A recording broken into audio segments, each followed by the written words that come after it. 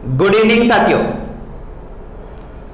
फिर हम भारतीय इतिहास के नए टॉपिक के साथ जो बीए पार्ट थर्ड ईयर महाराजा गंगा सिंह विश्वविद्यालय में लगता है, प्लस सभी भारत की सभी प्रतियोगी परीक्षाएं जिसमें इतिहास आता है, जीके आता है, वहां ये काम आता है। और हमारी जो श्रृंखला चल रही है, शाम के टाइम जो हम भारतीय इतिहास का वीडियो प्रतिदिन अपलोड करते हैं और सुबह राजस्थान के इतिहास का इस चैनल पर लगातार वीडियो अपलोड कर रहे हैं,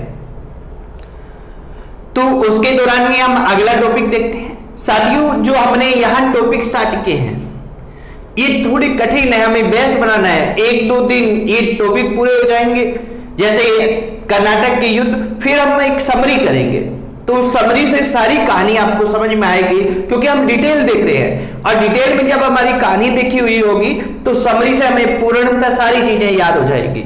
और केवल समरी देखें तो समरी से क्या होता है, हमें रटना होता है, और रटना हम कितना कर पाएंगे, अगर हम समझ के सब्जेक्ट को कर रहे हैं तो वही हमारे लिए फायदेमंद रहता है। तो आज हम देख रहे हैं साथियों कर्नाटक का दूसरा युद्ध। कर्नाटक का पहला युद्ध हमने कल देखा था और आज हमारा टॉपिक है कर्नाटक का द्वितीय युद्ध। कर्नाटक का जो द्वितीय युद्ध है, ये युद्ध कब होता है? ये युद्ध हुआ है 1749 से लेकर 1754 तक।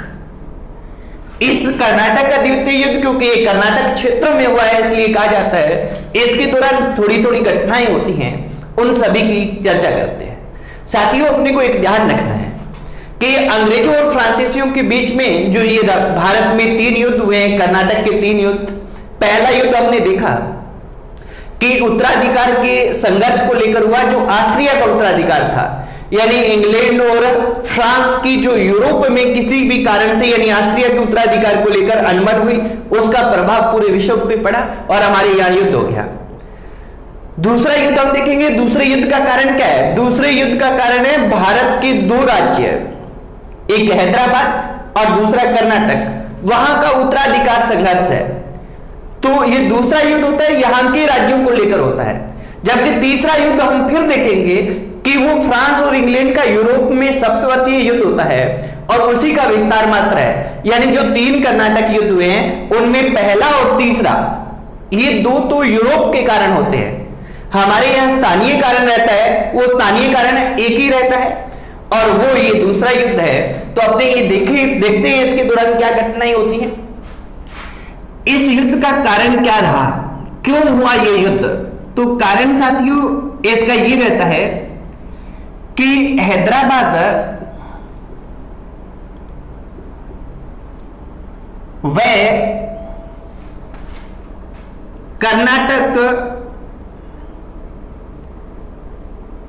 के उत्तराधिकार संघर्षों में भाग लेना, उत्तराधिकार संघर्षों में भाग लेना। अब भाग कौन लेता है? अंग्रेज और फ्रांसीसी भाग लेते हैं। अब उत्तराधिकार संघर्ष में हमें पता है कि 2 पक्ष रहते हैं। अब 2 पक्ष रहते हैं तो एक पक्ष तो फ्रांसीसी हो गए और दूसरे पक्ष कौन से हो गए? अंग्रेज हो गए। अब साथियों एक कहानी है, इस कहानी को थोड़ा समझने के लिए खुले दिमाग से बैठ जाइए, आराम से हम समझते हैं और फिर अच्छे से हमारे समझ में आ जाएगा। वैसे ये क्या कि बार बार हम कर्नाटक, हैदराबाद और कुछ एक नाम आएंगे वो बोलेंगे तो नहीं, तो आपको समझ में नहीं आएगा। अब देखिए हैदराबाद क्या है, यहां आपने हैदराबाद लिख देते हैं और अपने यहां कर्नाटक। इस पूरी प्रक्रिया को समझते हैं आराम से। पहले अब देखिए हैदराबाद में क्या होता है कि हैदराबाद का संस्थापक था वो आसफ जहां था, आसफ जहां, और इसी आसफ जहां को निजाम उल मुल्क भी कहा जाता है। निजाम उल मुल्क इसकी उपाधि थी और इसी आसफ जहां को चिन किलिच खां भी कहा जाता है। तो चिन किलिच खां आसफ जहां निजाम उल मुल्क एक ही व्यक्ति है, ठीक है। तो आसफ जहां ये हैदराबाद का संस्थापक है और इसकी 1748 में मृत्यु हो जाती है, यानी इसकी मृत्यु होगी। इसकी मृत्यु के बाद में यहां उत्तराधिकार संघर्ष प्रारंभ होता है। किसके बीच में होता है? इस आसफ जहां का पुत्र है जिसका नाम है नासिर जंग, और इसका पुत्र है, यानी ये इसकी बेटी का बेटा था, पुत्र था मुजफ्फर जंग। मुजफ्फर जंग, इन दोनों के बीच में उत्तराधिकार संघर्ष होता है, ठीक है। ऐसे ही कर्नाटक में क्या होता है साथियों? कर्नाटक के दोस्त अली की मृत्यु होती है और इसकी मृत्यु के बाद में यहां इसके दामाद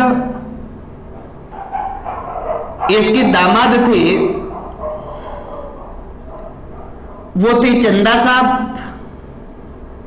ये चांदा साहब भी लिखा हुआ कई जगह मिलेगा, तो ये चंदा साहब अथवा चांदा साहब है, दामाद चंदा साहब। और यहां दूसरे यहां गवर्नर है, वो अपने पहले युद्ध में देखा है अनवरुद्दीन है, ये यहां के नवाब हैं, पहले से ही यहां के पहले नवाब हैं। इन दोनों के बीच में होता है। दोस्त अली की मृत्यु के बाद अनवर अली और चंदा साहब जो इसका दामाद था दोस्त अली का, अनवरुद्दीन दोस्त अली का पुत्र था, इन दोनों के मध्य संघर्ष प्रारंभ होता है। अब क्या है कि आपने देखें कि अंग्रेज लोग हैं, ये पहले चुपचाप देख रहे हैं, और जो फ्रांसीसी है, फ्रांसीसी बड़ी ही सोची समझी रणनीति के तहत इसमें एंटर करते हैं उत्तराधिकार संघर्षों में। फ्रांसीसी हैं, वो हैदराबाद में तो पक्ष लेते हैं, किसका? हैदराबाद में पक्ष लेते हैं मुजफ्फर जंग का, और कर्नाटक में किसका लेते हैं? चंदा साहब का। अब देखिए फ्रांसीसी स्टार्ट करते हैं यहां। आपने देखा है पहले कर्नाटक युद्ध में, अगर आपने नहीं देखा तो उससे पहले वाला आप वीडियो देख ले, कि पहला जो कर्नाटक युद्ध होता है इसमें मद्रास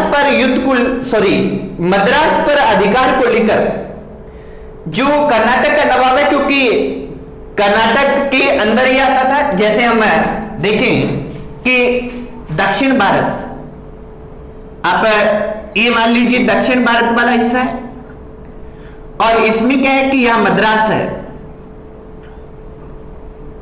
मद्रास, यहां पांडिचेरी है, इसको पुदुचेरी कहते हैं, और ये कर्नाटक था वो ऐसे फैला हुआ था कर्नाटक वाला, और यहां हैदराबाद है, हैदराबाद ऊपर था, और ये वाला क्षेत्र कर्नाटक था। तो ये मद्रास और पांडिचेरी हैं, ये दोनों ही किस क्षेत्र में पड़ते थे? कर्नाटक वाले क्षेत्र में पड़ते थे। तो अपने पहले युद्ध में देखा है कि मद्रास पर अधिकार को लेकर फ्रांसीसी गवर्नर डुप्ले और कर्नाटक के जो नवाब हैं, ये पूरा कर्नाटक क्षेत्र है, कर्नाटक के नवाब है अनवरुद्दीन, इनमें युद्ध होता है। कौन सा? सेंट थोमे का युद्ध। पहले कर्नाटक के पहले युद्ध के दौरान एक ही युद्ध प्रसिद्ध है, सेंट थोमे का युद्ध, जो 1748 में हुआ है, और उसमें अनवरुद्दीन है, इस अनवरुद्दीन की क्या हुई है? हार हुई है, इसकी सेना की हार हुई है। इसका बेटा महफूज लेकर जाता है, आपने देखा है कि उसके पास, डुप्ले के पास 1000 की सेना है, ये 10,000 की लेके जाता है, फिर भी हार जाता है। तो यहां क्या है कि फ्रांसीसी गवर्नर अभी भी कौन है? डुप्ले है, फ्रांसीसी गवर्नर डुप्ले है, और डुप्ले और अनवरुद्दीन की बनती नहीं, इसलिए ये चंदा साहब का पक्ष लेता है। परंतु साथियों आप पहले वाला वीडियो देखें, क्योंकि क्रमबद्ध चलेंगे तभी पता चलेगा। पहले वाले वीडियो में हमने देखा कि 1740 में जब दोस्त अली की मृत्यु होती है तो मराठा ये आक्रमण करते हैं, और मराठा आक्रमण करते हैं तो ये मराठा लोग क्या है कि इस चंदा साहब को बंदी बनाकर साथ ले जाते हैं। चंदा साहब को बंदी बनाकर साथ ले जाते हैं। ये जो हम घटनाओं की बात कर रहे हैं ये 1749 के प्रारंभ की घटनाएं हैं। अब 1749 में भी 1740 को ले जाया गया था चंदा साहब, अभी मराठों की कैद में ही है। अनवरुद्दीन के साथ डुप्ली की बनती नहीं। यहां भी क्या है कि उत्तराधिकार का संघर्ष है और चंदा साहब भी एकमात्र उत्तराधिकारी बचा था उसका, क्योंकि ये दत्तक पुत्र था, जिस पे थोपा गया पुत्र था, वास्तविक पुत्र इसका अनवरुद्दीन नहीं था, दोस्त अली का। तो यहां एकमात्र उत्तराधिकारी बचा है, तो इसलिए क्या कि डुप्ली ने सोचा कि हम क्या करें कि कर्नाटक पर अपने पक्ष का व्यक्ति बिठाएं। और यहां इनका संघर्ष स्टार्ट हो गया था, तो ये डुप्ली मुजफ्फर जंग से बातचीत करता है। मुजफ्फर जंग से बातचीत करके कि आपको मैं क्या करूंगा, हैदराबाद की गद्दी दिला दूंगा, और अपने क्या है चंदा साहब को मराठों से मुक्त करवाते हैं और चंदा साहब को कर्नाटक पे बैठाते हैं, और आपको किस पे बैठाएंगे, किसकी गद्दी पे बैठाएंगे, हैदराबाद की गद्दी पर बैठाएंगे। यानी इस तरह से क्या होता है कि ये त्रिगुट बन जाता है। किस किस के बीच में, मुजफ्फर जंग, चंदा साहब और फ्रांसीसी डुप्ले के बीच में। डुप्ले सबसे पहले चंदा साहब को मुक्त करवाता है, और चंदा साहब को मुक्त करवाकर और ये तीनों की संयुक्त सेना सबसे पहले कर्नाटक पर आक्रमण करती है। कर्नाटक पर आक्रमण कब करती है, 1749 में करती है। और 1749 में जब कर्नाटक पर आक्रमण करती है तो यहां अंबूर का युद्ध होता है। अब देखिए यहां अंबूर का युद्ध हुआ है, इस तक अनवरुद्दीन अकेला है, अंग्रेज चुपचाप बैठे हैं, देख रहे हैं, कुछ नहीं कर रहे। अब इनकी तीनों की संयुक्त सेना है, तो इसमें क्या है, ये अंबूर के युद्ध में अनवरुद्दीन को हरा देते हैं तीनों मिलकर, और इसी युद्ध में अनवरुद्दीन मारा जाता है। अनवरुद्दीन मारा भी गया है या मारा गया। और क्या है कि यहां प्रचलन था इस समय एक चीज कि अगर शासक किसी कारण से मारा जाता है तो उसके पुत्र को भी तुरंत मार दिया जाता था, ताकि उसका कोई वंशज न बचे और भविष्य में क्या करे, वो अपने उत्तराधिकार का मामला पेश न करे। तो यहां क्या है कि इसका पुत्र है, और इसका पुत्र कौन है, मोहम्मद अली। और मोहम्मद अली को यहां एक डर होता है कि अब ये मेरे को मारेंगे, तो मोहम्मद अली यहां से तुरंत ही भाग जाता है। मोहम्मद अली कहां भागता है, जो कर्नाटक है इसके दक्षिण में था त्रिचिन्नापल्ली। त्रिचिन्नापल्ली है, यहां त्रिचिन्नापल्ली भाग जाता है और यहां जाके शरण लेता है। अब देखिए कर्नाटक का पहला युद्ध हो गया है, ये तीनों की संयुक्त सेना है, अनवरुद्दीन के साथ हुआ है। अंबूर का युद्ध हुआ है, 1749 में हुआ है। कर्नाटक का जो नवाब था वो मारा गया है, और उसका बेटा भागकर त्रिचिन्नापल्ली में शरण लेता है। और चंदा साहब भी क्यों आक्रमण करता है, कर्नाटक का नवाब बनने के लिए। तो अब चंदा साहब को क्या कर दिया जाता है, कर्नाटक का नवाब बना दिया जाता है। जैसे ही चंदा साहब को कर्नाटक का नवाब बनाया जाता है, तो ये डुप्ले को क्या करता है, पांडिचेरी के पास 80 गांव उपहार में देता है। 80 गांव इसने चंदा साहब ने पांडिचेरी के पास चंदा साहब को उपहार में दिए, कुछ जमीन भी दी है। तो ये इनको उपहार स्वरूप मिला, पक्ष में अपना आदमी बैठ गया। यानी यह मद्रास किसका है, अंग्रेजों का। अंग्रेजों की ये बस्ती थी और ये फ्रांसीसी की है।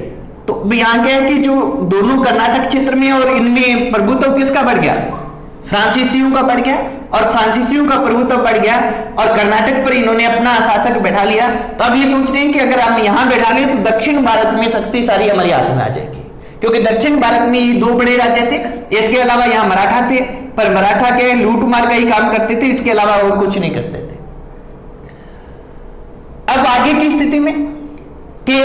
स्थिति में ये तीनों मिलकर क्या करते हैं, तीनों मिलकर और यहां हैदराबाद पर आक्रमण करते हैं, और हैदराबाद पर आक्रमण करते हैं। और इस हैदराबाद के आक्रमण में नासिर जंग है, ये नासिर जंग मारा जाता है। ये मारा गया है 1750 में, और इन तीनों ने मिलकर यहां आक्रमण किया। नासिर जंग मारा गया, और नासिर जंग मारा गया तो ये मुजफ्फर जंग है। ये मुजफ्फर जंग क्या होता है कि निजाम, यहाँ देखिए यहाँ के शासक को निजाम कहते थे हैदराबाद के। मुजफ्फर जंग हैदराबाद का निजाम बनता है। कब बनता है? 1750 में बनता है। हालांकि ये ज्यादा टाइम नहीं रह पाता, बाद में इसकी मृत्यु हो जाती है, पर मुजफ्फर जंग यहां बन जाता है। यानी कुल मिला के कर्नाटक पर फ्रांसीसियों का आदमी बैठ गया और हैदराबाद पर भी फ्रांसीसियों का आदमी बैठ गया है। दोनों जगह फ्रांसीसियों की स्थिति मजबूत हो गई है। अब जैसे ही मुजफ्फर जंग निजाम बैठता है तो यहां एक कृष्णा नदी है और कृष्णा नदी से दक्षिण तक ये भूभाग है, ये फ्रांसीसियों को निजाम दे देता है कि आप यहां कर वसूल सकते हैं, आपके क्षेत्र है। तो ये यहां का गवर्नर बना दिया डुप्ले को इस क्षेत्र का। तो डुप्ले है वो बहुत ज्यादा शक्तिशाली इस समय हो जाता है और वो यही चाहता था। इसी को लेकर क्या है, डुप्ले ने क्या किया था कि ये इन जो उत्तराधिकार संघर्ष है, इन उत्तराधिकार संघर्षों में भाग लिया है। अभी तक फ्रांसीसियों का सीन था, अंग्रेज चुपचाप देख रहे थे, परंतु अंग्रेजों को यह लगा कि अगर हम कुछ नहीं बोले और इसी तरह से फ्रांसीसी शक्तिशाली होते गए तो एक दिन ऐसा आएगा कि मद्रास हमें क्या करना पड़ेगा, इनको देना पड़ेगा, यानी मद्रास से ये हमें निकाल देंगे। इसलिए ये कूटनीतिक चाल चलने लगे। अब इनका पक्ष क्या था? अगर पक्ष पूछे तो ये नासिर जंग की तरफ, अनवरुद्दीन की तरफ इनका सॉफ्ट कॉर्नर था पहले। और फिर क्या है कि अंग्रेज हैं ये इससे कांटेक्ट करते हैं, किससे? अनवरुद्दीन के पुत्र मोहम्मद अली से, जो त्रिचनापल्ली में बैठा है। कहां पे बैठा है? त्रिचनापल्ली में बैठा है, उससे कांटेक्ट करते हैं। इससे पहले ये डुप्ले है, डुप्ले मोहम्मद अली से बातचीत करता है। क्यों? क्योंकि डुप्ले चाहता है कि एक उत्तराधिकारी बचा है और इसको भी कैसे संतुष्ट करके और हम पूरे क्षेत्र पर कब्जा कर लें, ताकि अब हमारा वर्चस्व हो गया है और वो कायम रहे। अब मोहम्मद अली फ्रांसीसियों की शक्ति से डरा हुआ है और वो भी चाहता है कि मेरी फ्रांसीसियों के साथ मित्रता हो जाए। अब ये दोनों कूटनीतिक बातचीत शुरू करते हैं। इसी समय अंग्रेज भी मोहम्मद अली से बातचीत शुरू कर देते हैं। यानी 1750 की लास्ट तक यह स्थिति आती है कि मोहम्मद अली से अंग्रेज भी बात कर रहे हैं और फ्रांसीसी भी बात कर रहे हैं। जब अंग्रेज बात कर रहे हैं तो अंग्रेज है ये मोहम्मद अली को कहते हैं, क्या कहते हैं कि हम आपकी सहायता कर देंगे, परंतु अभी हम कमजोर हैं, इसलिए आप डुप्ले से आप बातचीत कर रहे हो उसे जारी रखें, उसके साथ कोई समझौता नहीं करें, पर ऐसा उसको आभास कराएं कि मैं मित्रता चाहता हूं आपसे, और उसे उलझाए रखें ताकि हमको टाइम मिल जाएगा और टाइम मिलेगा तो वैसे ही हम क्या कर देंगे, आप मजबूर स्थिति में आएंगे और आपको कर्नाटक का शासक बना देंगे। और मोहम्मद अली ठीक इसी पे चलता है, वो इनको उलझाए रखता है। इसी बीच अंग्रेज है एक सेना की टुकड़ी भेज देते हैं 1751 में, कहा? त्रिचनापल्ली, मोहम्मद अली को सुरक्षित वहां से निकालने के लिए, क्योंकि ये त्रिचनापल्ली दक्षिण में है और यहां से निकलने के लिए कर्नाटक के इनके एरिया से गुजरना था, तो सुरक्षित निकालने के लिए अपनी सैनिक टुकड़ी भेज देते हैं। अब जैसे ही सैनिक टुकड़ी भेजते हैं तो डुप्ले को ये चीज लगते हैं कि मेरे को तो ये बेवकूफ बना रहा है, और डुप्ले भी चंदा साहब से बात करके और एक सैनिक टुकड़ी भेज देता है। कहां पे भेज देता है? त्रिचनापल्ली। अब चंदा साहब है वो स्वयं जाता है टुकड़ी के साथ, और चंदा साहब का क्योंकि प्रतिद्वंदी एकमात्र बचा था, उसे यही डर था कि यही खराब करेगा, अगर ये खत्म हो जाता है तो मेरा राज्य हमेशा के लिए कायम रहेगा। तो ये हर सूरत में, हर हाल में क्या करना चाह रहा है? मोहम्मद अली को खत्म करना चाह रहा है। तो ये पूरी सेना अपनी लेकर चला जाता है।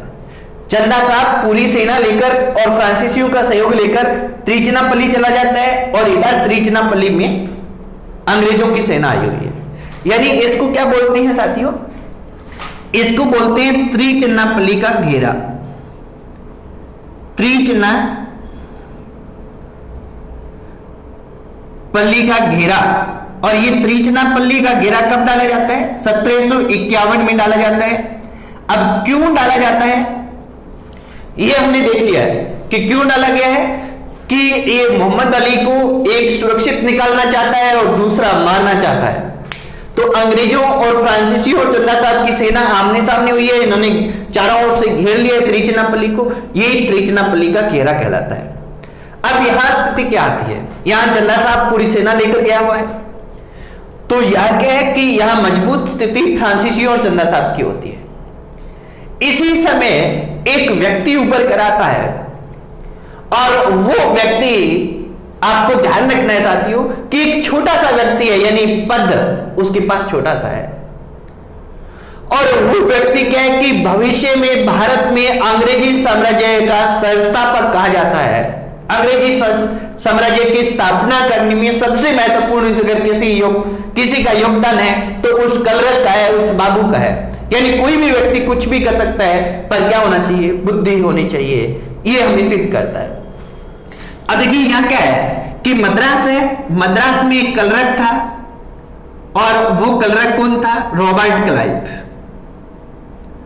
रॉबर्ट क्लाइव ये मद्रास का कलरक था। और मद्रास में अंग्रेजी जो गवर्नर था वो कौन था इस समय? वो था सैंडर्स। सैंडर्स है, ये अंग्रेजी गवर्नर है। अब यहां क्या की स्थिति त्रिचनापल्ली के घेरे में किसकी नाजुक है? अंग्रेजों की है। तो ये रॉबर्ट क्लाइव है, ये सैंडर्स से मिलता है मद्रास में। और ये सैंडर्स को कहता है कि क्यों ना मैं आपको एक सुझाव दूं ताकि हमारी स्थिति मजबूत हो जाए। अब क्या है, सैंडर्स तो पहले से चिंतित है। वो कहता है ऐसा कौन सा सुझाव है तुरंत आप दे। तो अब ये सुझाव देता है। सुझाव क्या देता है साथियों? देखें ध्यान से कि त्रिचनापल्ली कहां है? यहां पर त्रिचनापल्ली है, यानी दक्षिण में कर्नाटक के। और यहां कर्नाटक की राजधानी थी कौन सी? अर्काट। अर्काट है, ये कर्नाटक की राजधानी थी, यहां पर थी, यानी उत्तरी भाग में थी। अब क्या कि ये कर्नाटक का नवाब कौन है? कर्नाटक का नवाब चंदा साहब है। ये सारी सेना लेकर कहां घेरा डाला हुआ है? त्रिचनापल्ली का डाला हुआ है। और इधर पास में ही मद्रास में कौन बैठे हैं? अंग्रेज बैठे हैं। और ये कहता है रॉबर्ट क्लाइव कि क्यों न हम क्या करें, अर्काट का घेरा डाल लें।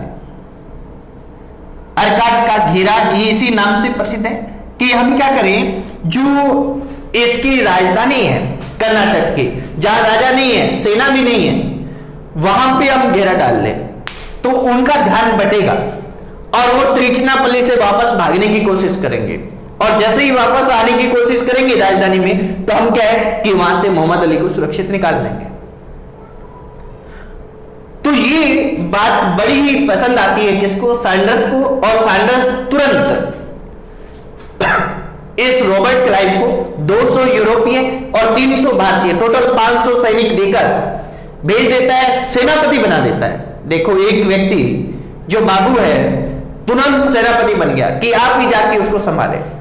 और ये रॉबर्ट क्लाइव क्या करता है? ये रॉबर्ट क्लाइव अर्काट पहुंचता है जो इनकी राजधानी है, और यहां पहुंचकर तुरंत ही अर्काट के घेरे पर घेरा ही नहीं डालता, अर्काट पे कब्जा भी कर लेता है। और जब अर्काट पर ये 1751 में हुआ है, यही त्रिचनापल्ली के घेरे के बाद हुआ है। और जब अर्काट पर घेरे की बात आती है तो जब पता चलती है इनको, तो ये वापस जाते हैं, वापस जाने का प्रयास करते हैं। और वापस जाने का प्रयास करते हैं तो वहां रॉबर्ट क्लाइव उस किले को, उस दुर्ग को, अर्काट पर पूरा अधिकार कर चुका होता है और मजबूत स्थिति में होता है। ये सेना जाकर उसे अर्काट छुड़ाने का प्रयास करती है, परंतु लगभग 53 दिन तक चंदा साहब अपने बेटे को भेजते हैं। चंदा साहब का बेटे का नाम था रज्जा खां। इस रज्जा खां को यहां भेजा है अर्काट का घेरा छुड़ाने के लिए आधी सेना देकर। और ये रज्जा खान है, ये 53 दिन तक संघर्ष करता है, परंतु संघर्ष के बावजूद भी वो क्या है कि छुड़ा नहीं पाता, तो उसे ही बाहर जाकर शरण लेनी पड़ती है। ये भागकर फिर खुद शरण लेता है। और चंदा साहब है, ये पास में एक राज्य था तंजौर, वहां जाते हैं और वहां का सेनापति इनकी धोखे से सिर काट लेता है इनका, चंदा साहब का। तो ये स्थिति आती है, यानी अब वापस कौन है? जो त्रिचनापल्ली में का या तो मोहम्मद अली का डाल रहे थे, वहां खुद ही चंदा साहब मारा गया है। और जो फ्रांसीसी थे उसकी बजाय अंग्रेज हावी होने लगे हैं। किसके सूझबूझ से? रॉबर्ट क्लाइव जो एकमात्र व्यक्ति था, उसकी सूझबूझ से होते हैं। अब क्या कि यहां अर्काट पर अधिकार होने के बावजूद जो डुप्ले है वो हार नहीं मानता और वो तुरंत अपनी सेना को तैयार करता है और फिर अधिकार करने का प्रयास करता है, परंतु वो अधिकार के प्रयासों में ही लगा रहता है। बहुत ज्यादा धन उसमें वेस्ट हो जाता है, व्यापारिक हानि होती है, व्यापार हो नहीं पाता जिसके लिए मूल उद्देश्य से कंपनी यहाँ आई है। तो इसी बीच में क्या होता है, फ्रांसीसी सरकार है वो इस डुप्ले को 1954 में डुप्ले को वापस बुला लेती है फ्रांस, और वापस फ्रांस बुलाकर इसकी जगह नया गवर्नर भेजती हैं और वो गवर्नर का नाम था गोडेहू नया गवर्नर फ्रांसीसी गवर्नर बनकर भारत आता है। और गोडेहू आते ही क्या करता है, आते ही अंग्रेजों के सामने संधि का प्रस्ताव रखता है। अब साथियों, जो अंग्रेज हैं इनके सामने संधि का प्रस्ताव रखा है 1954 में आते ही, और यहां अंग्रेजों और फ्रांसीसियों के बीच में एक संधि होती है। कौन सी संधि होती है? पांडिचेरी की संधि होती है। यानी ये क्वेश्चन सीधा ही आता है कि द्वितीय कर्नाटक युद्ध के बाद कौन सी संधि हुई, तो पांडिचेरी की संधि हुई। अब यहां आप सुन लिया आराम से कि पांडिचेरी की संधि में क्या होता है। रॉबर्ट डुप्ले जो एक बड़ा कूटनीतिज्ञ था, बड़ा वीर था, जिसने फ्रांसीसी साम्राज्य को स्थापित करने का सपना देखा भारत में, उसको वापस बुला लिया गया। और आज तक भी बहुत से लोग ये मानते हैं कि फ्रांसीसी राज्य भारत में स्थापित होता अगर डुप्ले को यहां रखा जाता, अंग्रेजी साम्राज्य स्थापित नहीं होता। परंतु ये क्या वापस बुलाते और गोडेहू आते ही क्या करता है, पांडिचेरी की संधि कर लेता है अंग्रेजों से, और यह संधि पूरी तरह से अंग्रेजों के पक्ष में होती है। यानी यहां सेंट जॉर्ज, सेंट डेविड के किले, देवी कोटापुरा का स्थान ये अंग्रेजों के मान लिए जाते हैं। अंग्रेज इन पर अधिकार चाहते थे, अंग्रेजों के अधीन प्रभाव था यहाँ, वहां मान लिया जाता है। और मछलीपट्टनम जो फ्रांसीसियों का अधिकार क्षेत्र था, वो फ्रांस को कहता है आप इसका अधिकार छोड़े, फ्रांस उसका अधिकार छोड़ देता है। और सबसे बड़ी बात क्या होती है, सबसे बड़ी बात दोनों कंपनियों में, यानी अंग्रेजी कंपनी और फ्रांसीसी कंपनी में ये बात होती है कि हमें मुगल शासक के द्वारा या भारत के देसी नरेशों के द्वारा जो भी उपाधियां और पद लिए गए हैं वो हम वापस लौटा दें, और भविष्य में हम कभी भी जो देसी रियासतें हैं, देसी राज्य हैं, इनके उत्तराधिकार संघर्ष में कभी भी भाग नहीं लेंगे। दोनों ही इस बात पे सहमत होते हैं। यही पांडिचेरी की संधि है, और इस पांडिचेरी की संधि के द्वारा कर्नाटक का द्वितीय युद्ध समाप्त हो जाता है। साथियों, अपने को यह ध्यान रखना है कि कर्नाटक का द्वितीय युद्ध तो समाप्त हो गया, परंतु ज्यादा टाइम शांति नहीं रही, फिर तृतीय युद्ध होता है, उसको हम कल देखेंगे।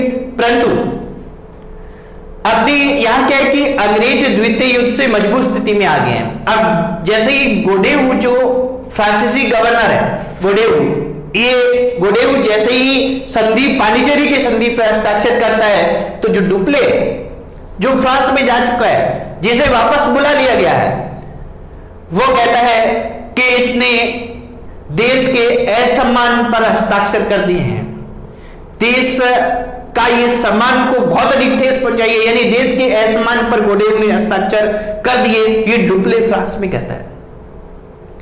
साथ ही मित्रों, ये जो एक इतिहासकार हुए मेलिसन नाम के इतिहासकार हुए हैं, वो क्या कहते हैं? वो कहते हैं कि पांडिचेरी की संधि से दक्षिण भारत में अंग्रेजों ने वह सब कुछ पा लिया जो वो पाना चाहते थे। मेलिसन क्या कहते हैं, ध्यान से सुने, कि पांडिचेरी की संधि से अंग्रेजों ने वह सब कुछ पा लिया जो वो पाना चाहते थे, जबकि फ्रांसीसियों ने वह सब कुछ खो दिया जो अब तक उन्होंने प्राप्त किया था। देखिए एक बार शॉर्ट रूप में फिर कथन, इतिहासकार मेलिसन कहते हैं कि पांडिचेरी की संधि से अंग्रेजों ने दक्षिण भारत में वह सब कुछ पा लिया जो वो पाना चाहते थे, तथा फ्रांसीसियों ने वह सब कुछ खो दिया जो उन्होंने अब तक प्राप्त किया था। तो इस प्रकार फ्रांसीसियों के हार का मैदान तैयार हो जाता है। पूरी तरह से हम कहें कि पूरी तरह से हार गए या पूरी तरह से गलत फैसले लिए गए हैं, ये भी सही नहीं होगा, पर ये घटनाएं द्वितीय कर्नाटक युद्ध तक होती हैं। आज इतना ही मित्रों, अपनी जो पढ़ाई में थोड़ा सा जोश बनाएं, नियमितता रखें और निरंतरता रखें, ताकि हम अपने जीवन में सफल हो और हमारा उद्देश्य पूर्ण हो। धन्यवाद मित्रों।